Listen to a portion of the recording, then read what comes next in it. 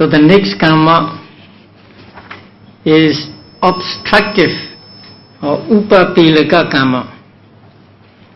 And it is both wholesome and unwholesome. This obstructive karma is karma which cannot produce its own result, but nevertheless obstructs and frustrates some other karma, countering its efficacy or shortening the duration of its pleasant or painful results. So this karma is not a supportive karma, but it interferes with the other karma. So it can obstruct and frustrate the efficacy of some other karma and shorten the duration of its results, pleasant or painful. Even though a productive karma may be strong at the time it is accumulated, an obstructive karma directly opposed to it may counteract it so that it becomes impaired when producing its results. Although the productive karma may be strong, this obstructive karma can interfere with it, and so its producing power may be impaired. For example, a wholesome karma tending to produce rebirth in a superior plane of existence may be impeded by an obstructive karma so that it generates rebirth in a lower plane. So a wholesome karma which can produce rebirth in a superior plane of existence can be interfered with by an obstructive karma, so it gives rebirth in a lower plane. A karma tending to produce rebirth among high families may produce rebirth among low families. Karma tending to longevity may tend toward shortness of life. Karma tending to produce beauty may produce a plain appearance, etc. So in the opposite way, an unwholesome karma tending to produce rebirth in the great hells may be counteracted by an obstructive wholesome karma and produce rebirth in the minor hells or among the Vedas. So it goes both ways. The obstructing the result of good karma or bad karma. Now the last one. In the opposite way, an unwholesome karma tending to produce rebirth in the great hells may be counteracted by an obstructive wholesome karma and produce rebirth in the minor hells or among the Vedas. You have heard of Ajatasattu. Now you know Ajatasattu killed his own father. So he committed a crime called Vaiti karma.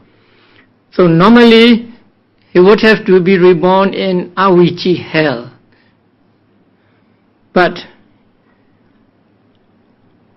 later in his life, or later in the life of the Buddha, he approached the Buddha and he requested the Buddha to teach about the benefits of the life of a monk.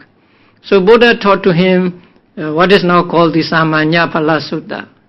This sutta was translated by Bhikkhu Bodhi.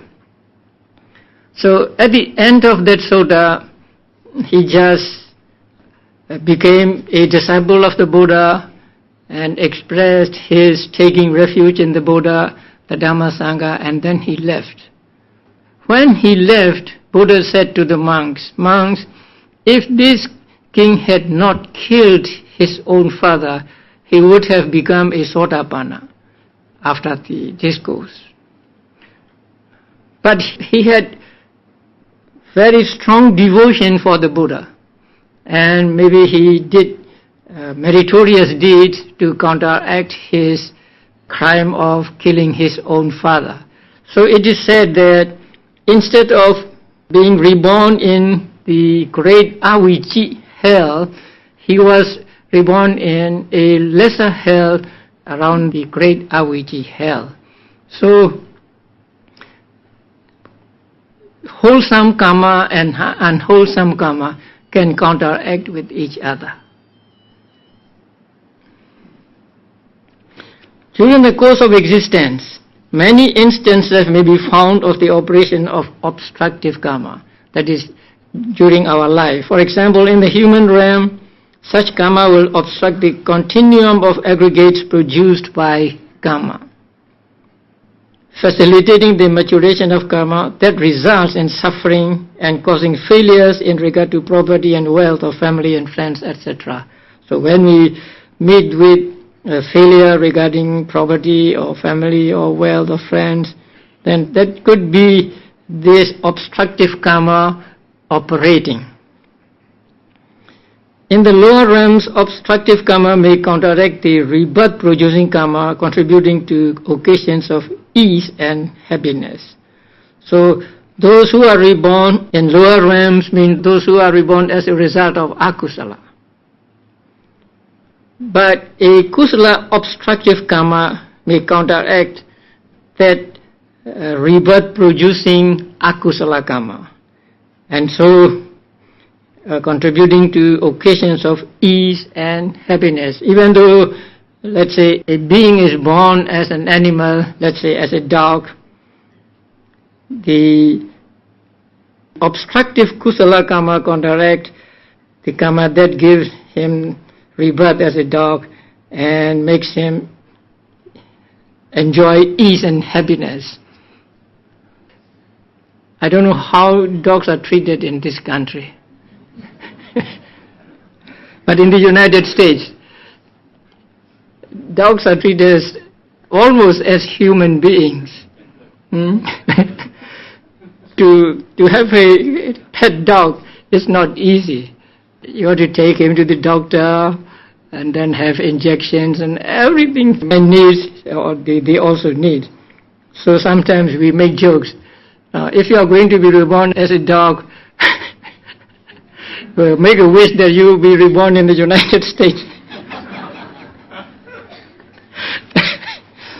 So, although they are reborn as the result of kusala karma, now they are kusala karma, the obstructive kusala karma helps them to enjoy happiness, ease, and so on. Now the last one is called destructive karma. It destroys the other wholesome or unwholesome. So this karma is also wholesome or unwholesome karma, which supplants other weaker karma, prevents it from ripening. So it does not give the other karma to give results and produces instead its own result. Now this is not always true. Now again, you know the story of Bimbisara. Bimbisara was Ajatasattu's father. As a result of wearing his shoes in a jetiya, he suffered from his soles of feet being cut. So that is the result of his bad karma in the past. Now that bad karma gives results as the suffering he experienced being slashed with knife in the soles of his feet. But that akusala karma did not give him a rebirth result, because after his death he was reborn as a deva. So some kusala karma got chance to give results, and so after his death that kusala karma enables him to be reborn as a deva. So here the karma does not give its own result. So sometimes it will give its own result and sometimes it may not. And also about Angulimala. Angulimala's akusala are very great, but they were not able to give any results to Angulimala after his parinibbana or death. For example, somebody born as a human being may, through his productive karma, have been originally destined for a long lifespan, but a destructive karma may arise and bring about a premature death. So sometimes people meet with accident and died, and so we say, oh, this destructive karma is operating. At the time of death, at first, a sign of bad destination may appear by the power of an evil karma, heralding a bad rebirth. But then a good karma may emerge, expel the bad karma, and having caused the sign of a good destination to appear, produce rebirth in a heavenly world. There's a story to this statement. Once there was a monk named Sona. It is said that he was a Dhammakatika, he was a preacher. He could give good Dhamma talks. He had a father, and his father was a hunter all his life. He could not make his father to abstain from leading that life of a hunter. But in his father's old age, he just ordained him against his wishes, against the wish of the father. So the father became an old monk. And when he was sick and he was about to die, he began to see signs of hell. There was a mountain near the monastery, and what he saw at that moment was the dogs from the mountain running after him. So when he saw this sign, he said, "Drive them away, Sona, drive them away, Sona," he said. Then the son asked, "What is it?" Then the father said, "The dogs are chasing him." So the son knew, because the son was an arahant, he knew that now the signs of hell had appeared to his father. So he said to himself, "How can I, an arahant, let my father to be reborn in hell?"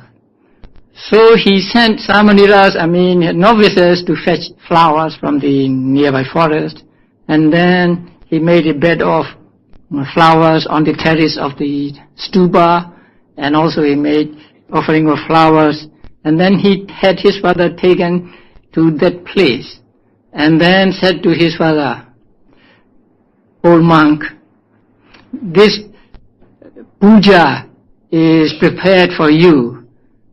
Now offer this puja to the Buddha, saying, 'Bhante, it is a very poor gift from me.'" So the father did as he was told, and when he had the Buddha and the dana in his mind, the sign of hell disappeared, and instead the sign of celestial world appeared to him. So he felt as though he were among the celestial beings, and he also saw celestial dancers coming around him. So at that time he said, "Get away, Sona, get away, Sona." Now he doesn't want his son to be there. Then the Venerable Sona asked him, "What is it?" He said, "There your mothers are coming." So Venerable Sona knew that now the signs of world had appeared to the father, and was reborn in the world of celestial beings. So first, a sign of bad destination appeared to the father, and then later the son contrived so that his father get the sign of good destination. So with the sign of good destination in his mind, the father died, and then he was reborn as a celestial being. That is why it is very important for us Buddhists to help people who are dying in this way, or to arrange for something for us when we have to face death.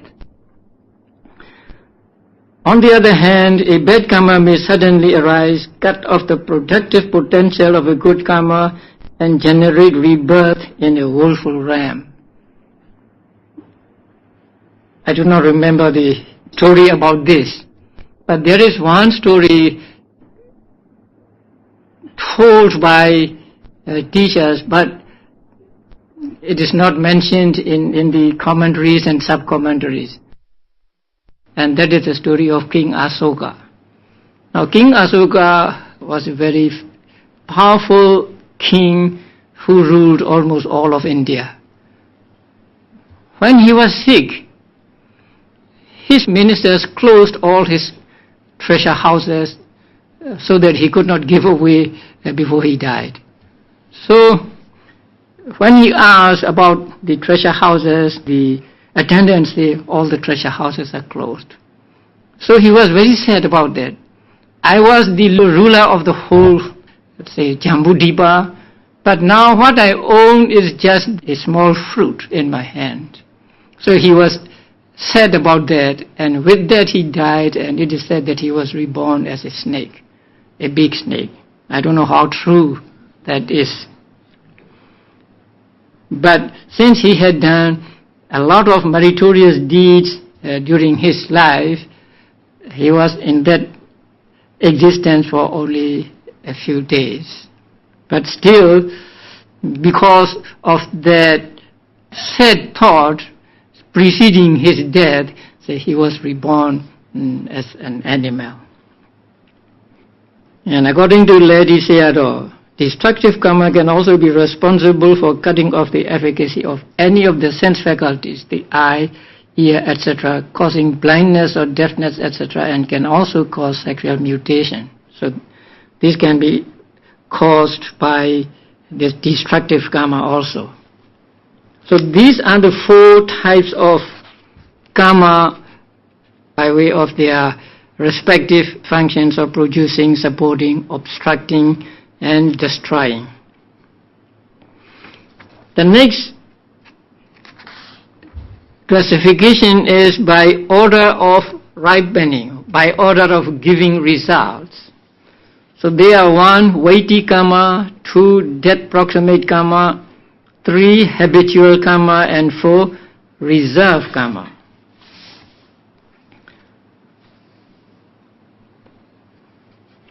Now, weighty karma, in Pali it is called Garuka karma, is karma of such powerful moral weight that it cannot be replaced by any other karma as the determinant of rebirth.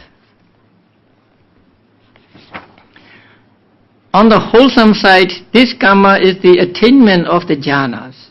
So jhanas are weighty karma on the wholesome side. On the unwholesome side, it is the 5 heinous crimes together with a fixed wrong view that denies the basis for morality. So there are 5 heinous crimes that are called weighty unwholesome karma, and also a fixed wrong view which is so fixed that it cannot be changed, a wrong view that denies the basis for morality. The 5 heinous crimes, they are called in Pali Anantariya karma. Anantariya means giving results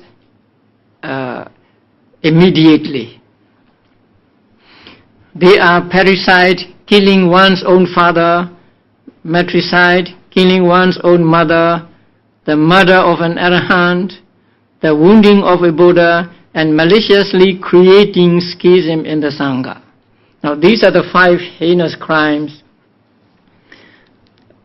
that can cause a person to be reborn in hell after this life. Now among them, killing one's own father is not difficult to understand, killing one's own mother, and so on.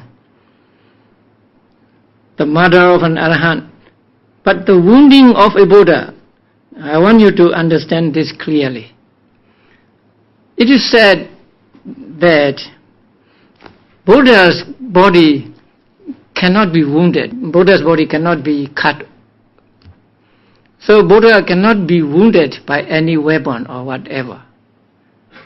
The most the opponent can do to the Buddha is cause the blood to be congealed in the body. So that is meant by wounding of a Buddha here. So they cannot shoot the Buddha with the arrow, with the gun, or they cannot cut the Buddha with the sword or dagger and so on. The most that can happen to the Buddha is that the blood congealed in his body. So when a person caused blood to be congealed in the body of the Buddha, he is said to have committed this crime, the Anandariya Kamma. Now, Devadatta did that. Devadatta was the cousin of the Buddha, and he wanted to become the Buddha himself, and so he tried other ways. When all other means failed, he pushed a great piece of rock onto the Buddha when Buddha was walking up and down in the hill of Gijjakuta, the Vulture's Peak. So that big rock hit another rock, and then there was a splinter of that rock that hit the toes of the Buddha. And so it caused the blood to be congealed in the Buddha. Now, the royal physician Jivaka, when he heard this, went to the Buddha and cut open the wound of the Buddha and let the blood out. Now, it is explained in the commentaries that since Jivaka cut open the Buddha's body with the consent of the Buddha, it was kusala for him. Otherwise, it would have been a heinous crime. So that is one wounding of the Buddha. Please understand wounding in that sense, not cutting the skin of the Buddha. And then maliciously creating a schism in the Sangha, a division in the Sangha. Now, you lay people, don't worry about this. Yeah? Don't worry about creating a schism in the Sangha. You cannot do it. Only a monk can do this crime. Because it is not just dividing Sangha in two groups. Actually, dividing Sangha in two groups and then performing the Sangha act simultaneously in one area or in one sima. I think it is a little technical. So, even samaniras, novices, even bhikkhunis cannot do this crime. So it is reserved for monks only. Now, the Vinaya rules is that we have an area called a sima, right? So in one sima, only one Sangha can perform the act of Sangha. So the Sangha must be in here or here or here or wherever they want to be. But there must be only one group in one sima. But if somebody makes two groups in the same sima and perform the act of Sangha, like reciting the Patimokkha or some other acts at the same time, then he is said to have divided the Sangha. So that can be done by a monk only. So if he did that, then he committed this heinous crime. And Devadatta did this crime also. So Devadatta did two heinous crimes, causing a schism in the Sangha and wounding the Buddha or causing the blood to be congealed in the Buddha. So these five are called weighty kamma. So weighty kamma means only these five and plus a fixed wrong view that denies the basis for morality. Just killing is not called weighty kamma. So although Angulimala has killed many people, many human beings, that killing is not called weighty kamma. Great amount of akusala kamma, it is true, but it is not called weighty kamma. So weighty kamma is only the five heinous crimes and the fixed wrong view.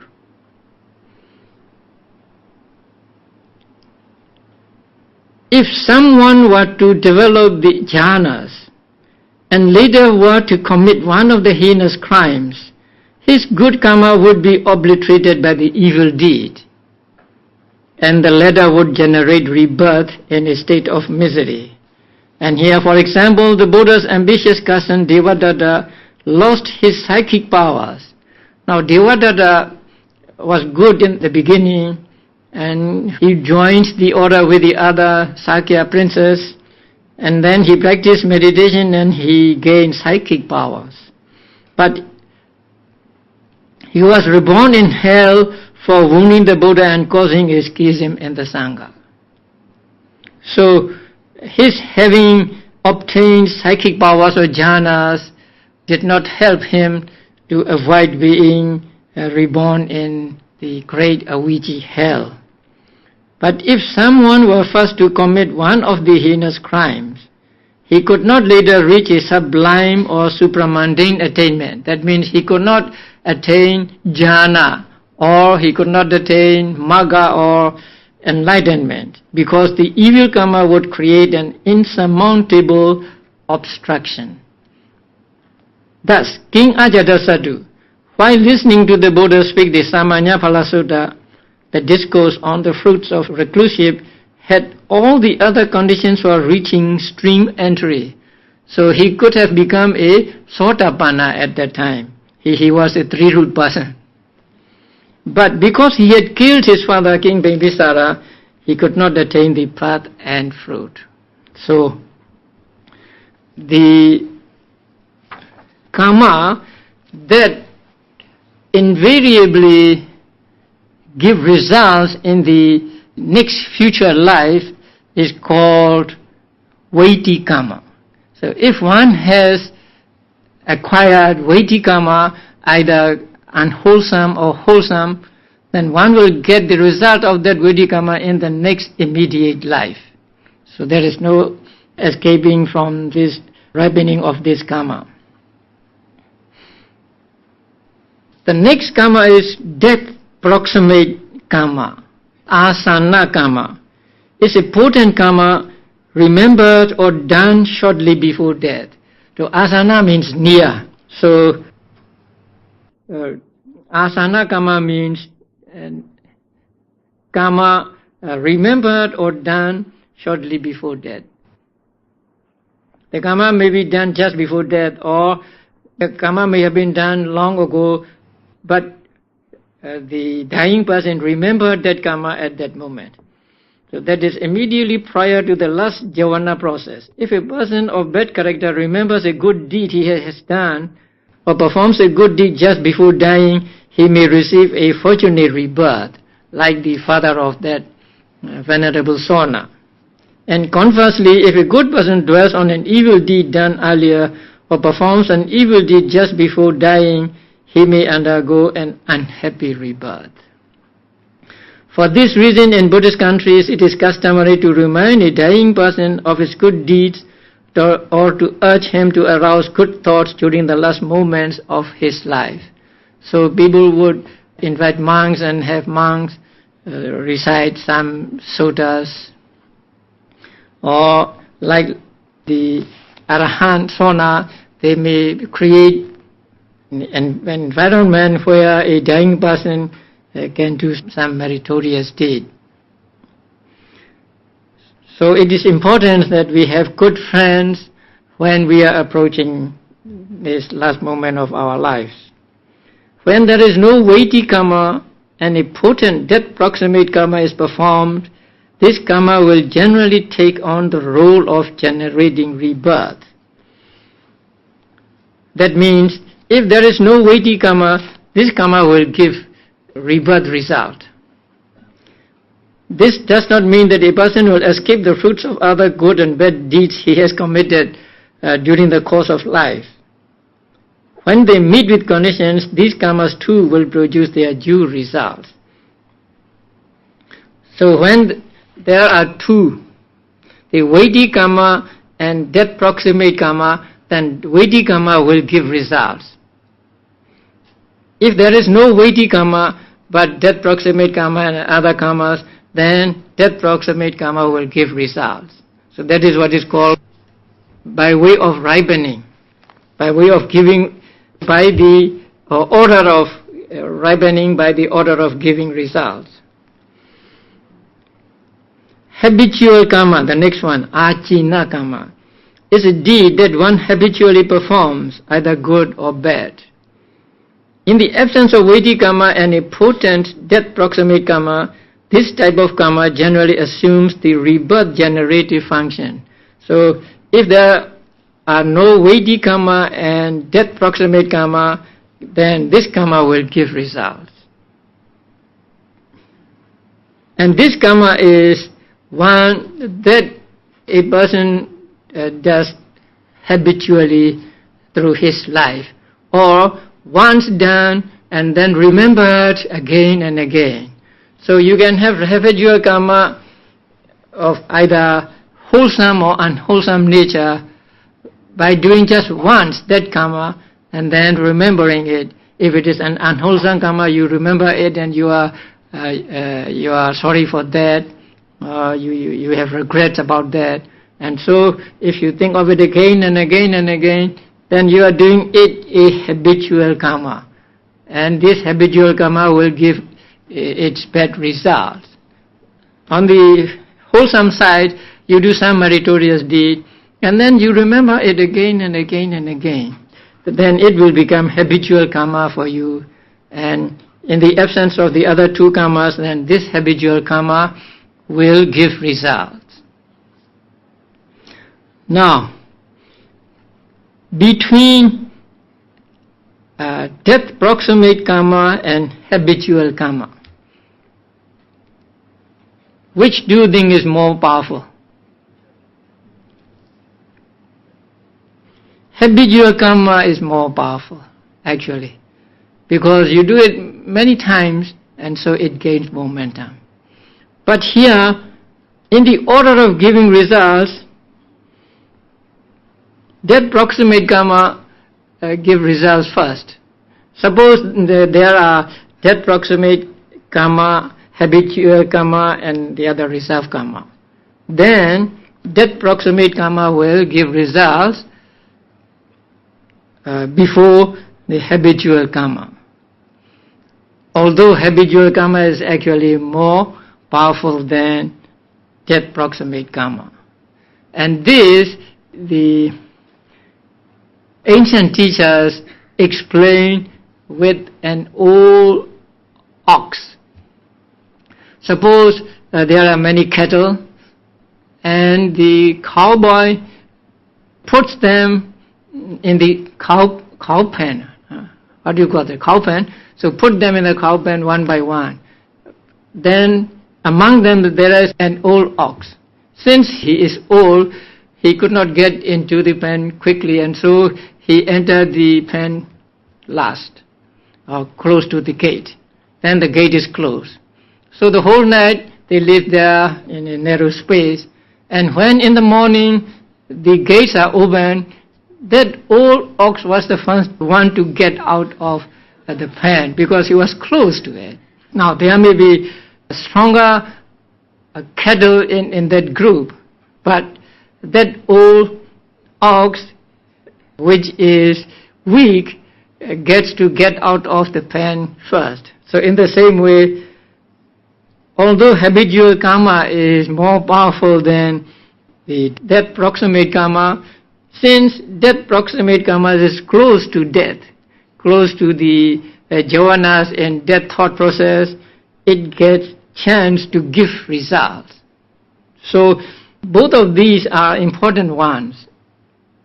And sometimes the habitual karma itself will become death proximate karma. Because if you are in the habit of doing one merit again and again and again, then when you are close to die, you will just remember that karma. So habitual karma will become death proximate karma for many people. My father used to say, he rely on habitual karma rather than death proximate karma. Okay. Now the last one is called reserve karma, katata karma.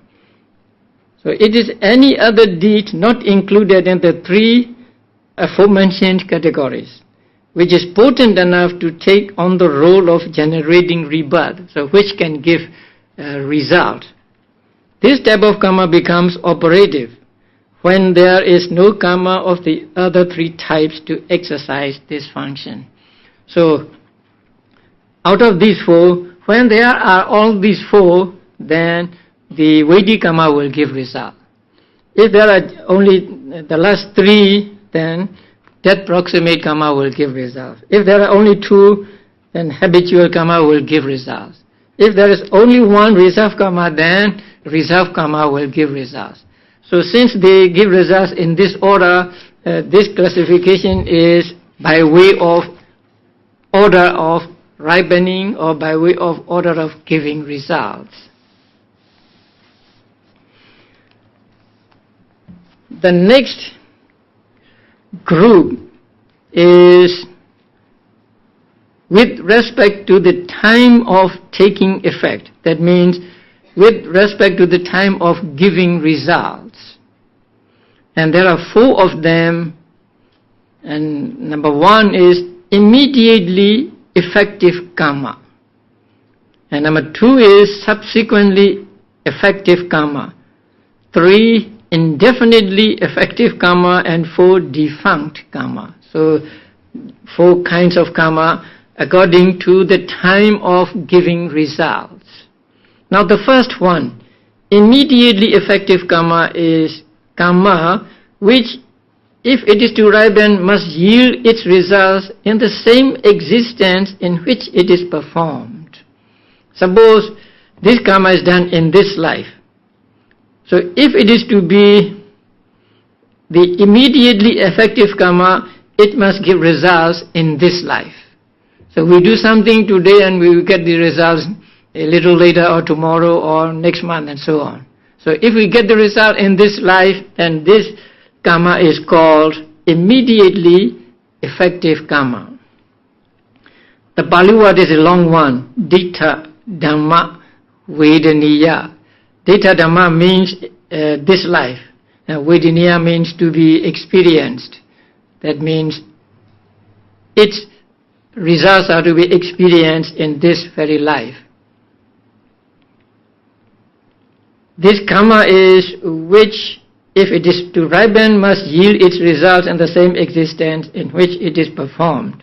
Otherwise, if it does not meet the opportunity to ripen in the same existence, if it does not get the chance to give result in this life, it becomes defunct. So it will not give results anymore. It becomes nothing. According to the Abhidhamma, of the 7 javanas in a javana process, the first javana moment, being the weakest of all, generates immediately effective karma. Now you are familiar with the 7 javanas. And each javana is accompanied by cetana or karma. Now that is why we say we acquire karma only when we reach the moments of javana. At the moment of adverting, at the moment of receiving, investigating, determining, we do not acquire karma yet. But when we reach the moment of javana, then we acquire karma, either kusala karma or akusala karma. Among the cetana concomitant with 7 javanas, the one that is concomitant with the first javana is the one that is called immediately effective. So out of the 7 javanas, let us say just javanas. Now please understand this is karma. So out of the 7 javanas, the first javana gives results in this very life.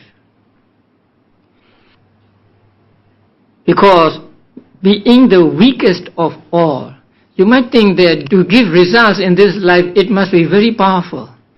But it is said that it's the weakest of all. The first javana. Because it has just arisen. There is no repetitive force yet. So it is weak. since it is weak, it gives results in this life. Now you may compare the result in this life with the result to be experienced in the next life. Suppose you are to be reborn as a celestial being. So as the immediate effect in this life, that you may become rich. But what human riches can compare to the enjoyments in the world of celestial beings? So we cannot compare. It may be thousands of times better than what we get in this life. So although we may think that the first jhana is strong to give results in this life, it is not really strong. So because it is the weakest of all, it gives results in this life. And when it gives results in this life, the result may be in the form of some rupa, in the form of wealth, houses, or some conditions, but not as the result at the moment of relinking. So actually it is not so great. And the second is subsequently effective. In Pali it is called upapajja vedaniya. This karma is karma which, if it is to ripen, must yield its result in the existence immediately following that in which it is performed. If the karma is done in this life, then this karma will give results in the next immediate life. We call this life as first life, and the next life as second life. So the subsequently effective karma gives its results in the next life, the second life. Otherwise it becomes defunct. If it does not give a result in the next life, in the second life, it becomes nothing. This type of karma is generated by the last jhana movement in a jhana process, seventh jhana. Because it is, seventh jhana is supposed to be very strong, because it gets momentum. So since it is very strong, it gives results in the next or second life. This type of karma is generated by the last jhana movement in a jhana process, which is the second weakest in the series. But this is not accepted by all teachers. There are two opinions about that. One teacher, Lady Sayadaw, thinks that it is like you throw a rock in the air and then it stops somewhere and then it goes down. So the first jhana and the second jhana more powerful, third jhana, fourth jhana is the strongest for, according to Lady Sayadaw. And then when it reaches the fifth, sixth, then it goes down. So the fourth is the most, the strongest of the seven. But this is not accepted by all teachers. So there are many teachers said that since it is the matter of repetition condition in the 24 modes of conditions in the Patthana, it must gain momentum one after another. So the seven must be the most powerful or the strongest. Since it is strongest, it gives results in the immediate next life. And then the third one, indefinitely effective, aparapariya vedaniya.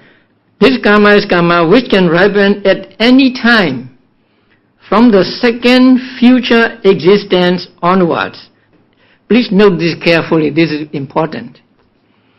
From the second future existence onwards means from the third life. Future life is the second life, and second future means the third life. So if we take this life as first life, then immediate future life is second life. And then the life after that immediate future is the third life. So from that third life onward, this karma produces results.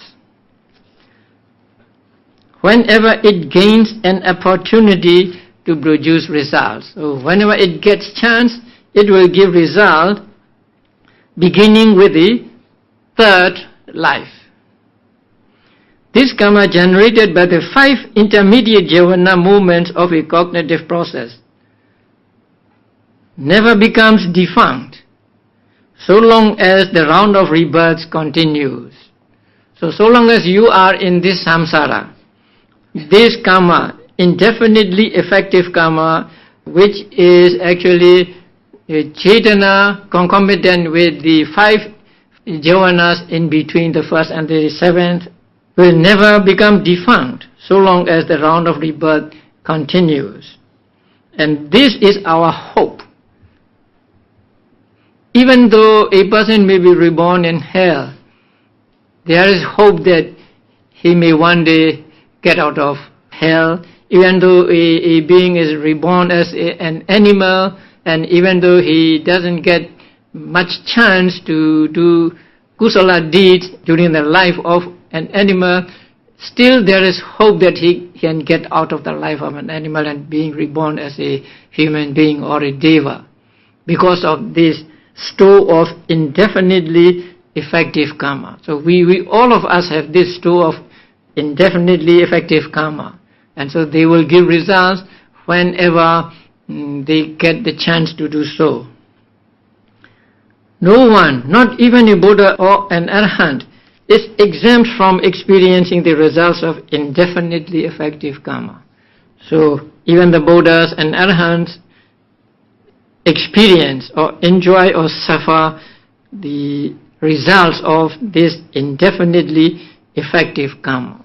So please note this carefully, because many people do not write or do not teach this distinctly. They said from the next life or something like that. In Pali, apara means the other. So apariya means the other life. So they take the other life to mean the second life. But if it is to give results beginning with second life, it will overlap with the second one, subsequently effective life. But they are not to be overlapping with each other. So the first one gives result in this life, and the second one in the next, or let us say second life. And the third one, indefinitely effective karma, give result beginning with the third until the end of samsara. And when these three do not give results in their allotted time, they become defunct. So they will not give results. So this term does not designate a special class of karma, but applies to karma that was due to ripen in either the present existence or the next existence, but did not meet conditions conducive to its maturation. So did not get chance to give results, and so they do not give results. If they do not give results in their allotted time, they become defunct. In the case of Arahants, all their accumulated karma from the past, which was due to ripen in their future lives, becomes defunct with their final passing away. So when they pass away, there is no more rebirth for them. And so all the karmas they did in the past become defunct, either kusala or akusala. They cannot give results anymore, simply because there is no more rebirth for an Arahant. So these are the 4 kinds of karma by way of the time they give results. So again, there are 7 jhanas. The first jhana give results where? In this life. The karma at first jhana. And then 7th jhana, karma at 7th jhana gives result in the next life. And the karma during the 5 moments in between give results beginning with the 3rd existence or 3rd life until the end of samsara. And if any of these does not give results in its allotted time, then it becomes defunct. And when an arahant or a Buddha or a Pacceka Buddha pass away, when they attain parinirvana, then all their karmas become defunct simply because there is no more rebirth for Buddhas, Pacceka Buddhas and Arahants, and so they cannot give results. So now we have gone through these three sets of 4 each. So the first set is by way of function, the second set by order of ripening or giving results, and the third is by the time of giving results. Now, as I said before, the manual just gives us a list of these. It does not go into any detail about these 12 kinds of karma. Just a classification and the list of the karmas. But with the 4th, by place of ripening, the author will go into some detail. Okay, we will do it tomorrow. Now there are some questions today. Is sankhara in Panchakanda the same as kamma? Kamma is included in sankhara in Panchakanda. Now let me explain first Panchakanda. Now Panchakanda means 5 aggregates. Now these 5 aggregates are aggregate of matter, aggregate of feeling, of perception, of mental formations, and of consciousness. Now the first one is matter. Now the second one is feeling. And the third one is perception. But the 4th one consists of 50 cetasikas. 50 cetasikas other than feeling and perception. Feeling is one separate aggregate and perception is another separate aggregate. But the other 50 cetasikas are collectively called sankhara aggregate. This sankhara aggregate is translated as karmic formations of volitional activities and so on. Now, among the 50 cetasikas that constitute sankhara aggregate, there is cetana. So, kamma is included in the sankhara aggregate in 5 aggregates. And whenever you see the word sankhara, you have to be careful, because sankhara can mean one that produces, and also it can mean one that is produced. One meaning is the active meaning and the other is passive meaning. Now you need to know which meaning is intended in a given context. That is not easy. Sometimes even monks have to rely on the explanations given in the commentaries and sub-commentaries. Now, among the 5 aggregates, there is sankhara aggregate. The word sankhara there is to be understood in the active sense.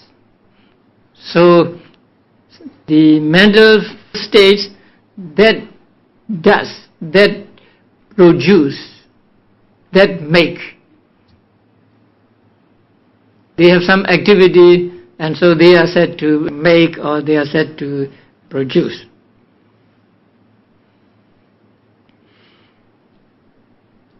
And in Paticca Samuppada, you have the word sankhara.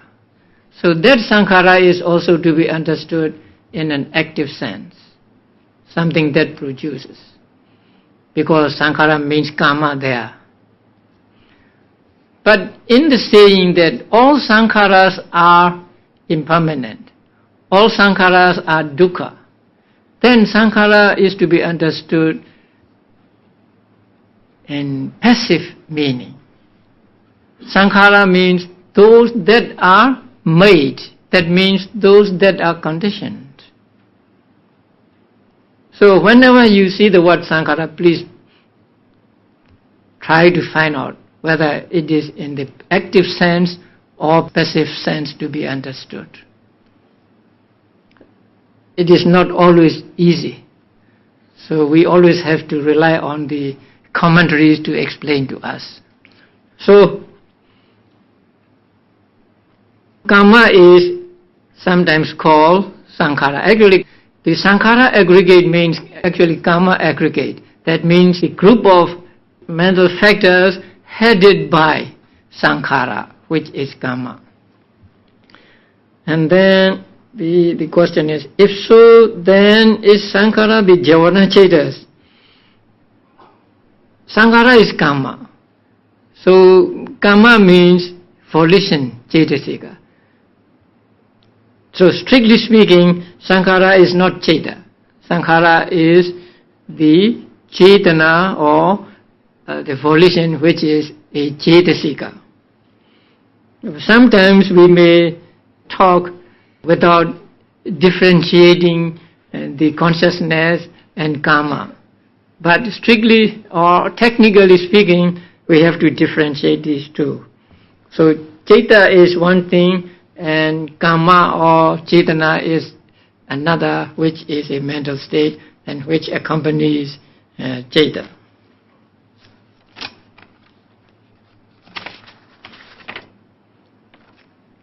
The world is destroyed by fire, water and air. According to the table, our present world will be destroyed by what element and under which number? we don't know which number we are in right now, but it is probable that it will be destroyed by fire, because fire, destruction by fire takes place how many times? In 8 times, we have 7 times destroyed by fire. So it is probable that the present world will be destroyed by fire.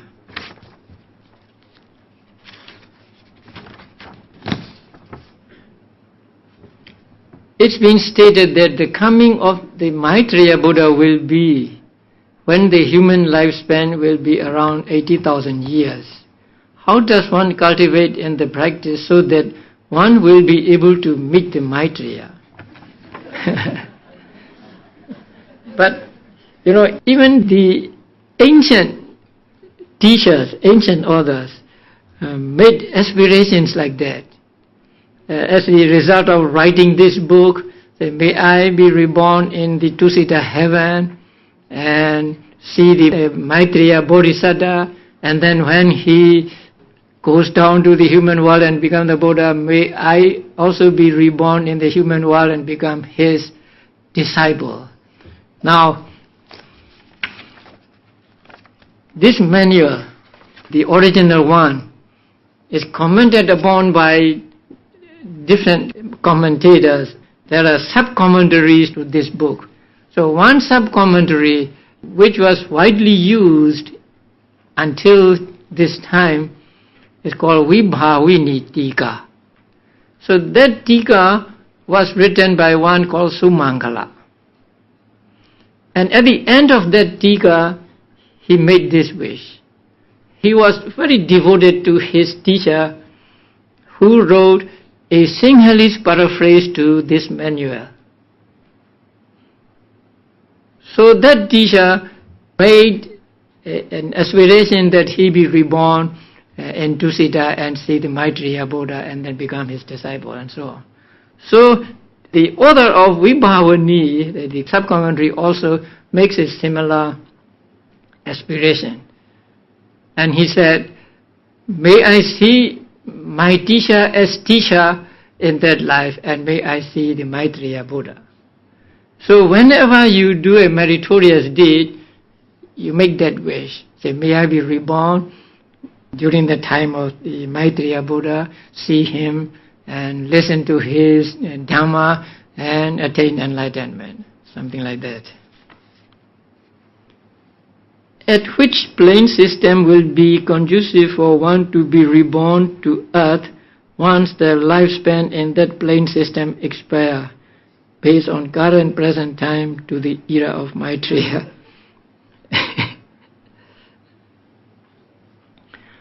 I think you don't have to worry about the time, because it is said that the future Buddha Maitreya will become the Buddha when human lifespan is 80,000 years. And so to just have wish, just make the aspiration that you be reborn at the time when Maitreya Buddha comes to this world.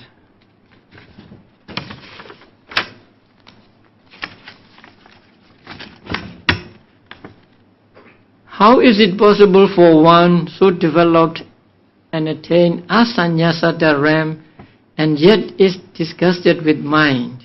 Isn't this wrong view? Yes, it is wrong view. They are described as Taitya. Taitya means having wrong views, people having wrong views. And how are they to develop and practice without a mind? No, they cannot develop or they cannot practice so long as they are there, because they are like statues. So they do not have mental activity at all, and so they cannot practice anything there. They cannot develop their mind there because there is no mind with them. So they will be in that existence for 500 great eons, and at the end then they will come down to the human world or the Deva world.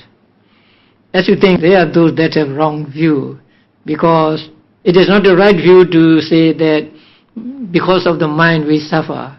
So we suffer because we have both mind and body, mind and matter, not just mind or not just matter. So both these people who develop disgust for rupa and disgust for mind are those who go to the extremes. So that is why this asanyasata is also included in the realms that we are not to want to reborn in. Now, isn't killing, especially of many people, a weighty karma enough to obstruct phala consciousness? No, it is not weighty karma, so it cannot obstruct phala consciousness, and that is why Angulimala was able to attain arahantship. You have clearly stated that only Tihetu, again three-root, three-rooted person can attain the different stages of enlightenment. Did Buddha imply only to three-rooted persons when he gave the assurance that whoever practiced the four foundations of mindfulness from 7 days to 7 years can be expected to realize first, second or third stages of enlightenment? Yes, because only those born with three roots can attain the first or second or third or fourth stages of enlightenment. So when Buddha said you can reach attainment in 7 days or 7 years and so on, he had in mind the beings with three-root consciousness as rebirth consciousness. The Buddha implied only three-rooted persons when he gave the assurance.